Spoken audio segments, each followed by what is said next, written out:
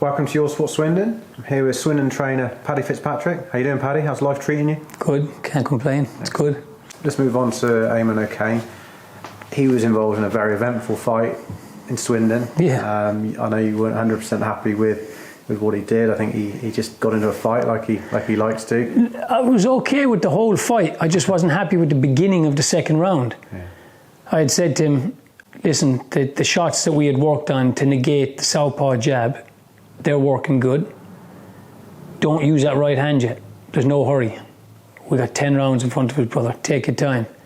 And he went, no right hand yet, coach. I goes, not yet. Just keep schooling with that left. I said, that'll open up third round, so take your time. He goes, no problem.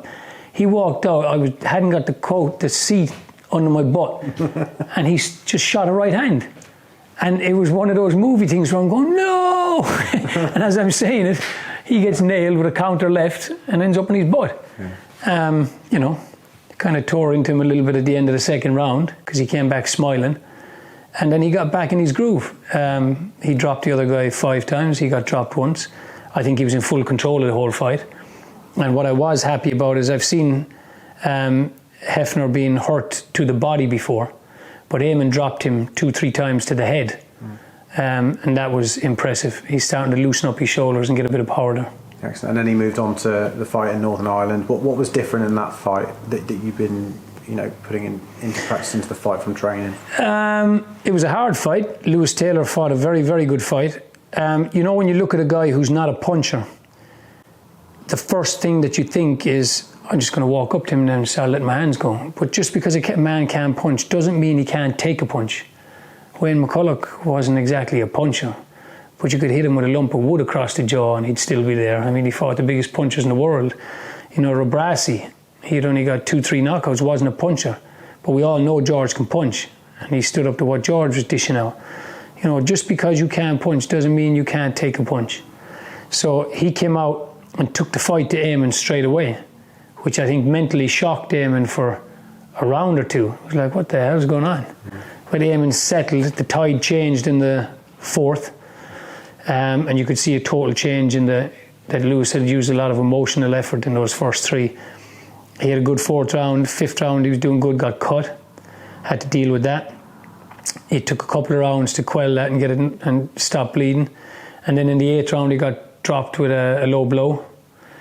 So he had a lot to deal with that night. But he made the adjustments and he did what you're supposed to do in championship rounds. He picked it up from the 9th round on really strong and closed the show. So he knows that he can be in a fight and have a few things go against him and still keep himself composed enough to turn it around.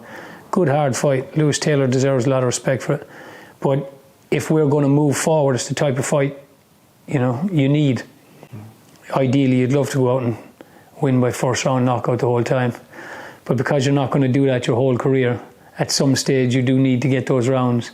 You do need to be up against it on fight night.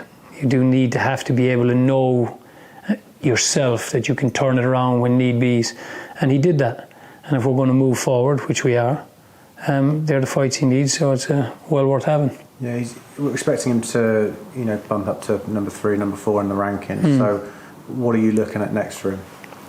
Got a few options. Warren was on to us 2-3 weeks before our May show, asking us would we be interested in Billy Joe. I said we would, but not at the moment because we have May 2nd. And his matchmaker said, well, would you not be interested in not taking the Irish show and going ahead with this one? I said, it depends. If you can move quick enough and make an offer, we can get it done.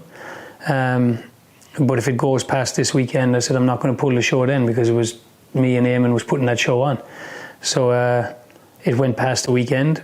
They called me the Monday after and said, would you be interested in fighting Eubank? And I said, if it's for the same date, no, because we're in May 2nd now. And we just left it at that. They couldn't put that show together because there was a couple of problems going on their end, which is understandable. We had to pass because we had set our date then. But I've spoke to Frank Warren's matchmaker again on Friday. He gave me a call and said there seems to be some interest around Billy Joe and Eamonn again. I said, well, we'll be up for it. So we're light discussions at the moment, and we'll just take it from there. That's the first option.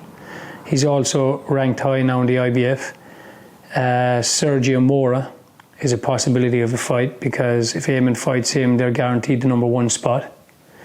And there's also a gentleman I'm talking to on the east coast of America who's interested in doing something with Eamonn in July, August time. So we're just weighing those things up at the moment. You know, it could end up being July 11th with Billy Joe, if that can come together. But we'll see. That's 2 fights in and doors are opening already. Exciting times. 2 fights in and doors are open. I mean, you know, it'd be lovely to get a fight with Billy Joe, because he's a class operator. He is one of the best in the world without doubt. He hasn't won the world title yet, and to fight for the world title, he's got to fight Andy, who's who could knock out a mule with his left hand. So he hasn't done that yet, but he's a class operator. He is world level. Eamonn's in this game to fight the best guys. He's worked hard to get to where he is, but now he's world ranked. He wants to fight those type of people. So we would love to get that fight, because it would be a big fight.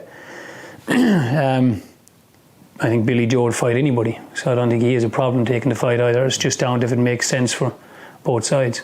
So with a bit of luck, that can happen. We'll see.